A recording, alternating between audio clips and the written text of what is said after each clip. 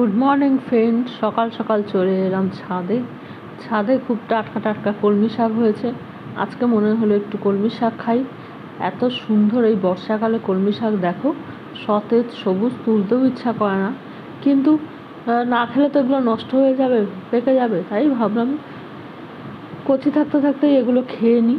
তাই আজকে অনেকগুলোই কলমি শাক তুললাম। দেখো এই গাছগুলো আমি করি, কোনো রকম সার দিই না। বাজার থেকে বীজ আনি, উন্নত মানের বীজ একটু কিনতে হবে, তাহলে ভালো প্রচুর ফলন হবে এবং এগুলোর টেস্টও খুব ভালো। এগুলো মাঝে মাঝেই আমি কেটে কেটে খাই।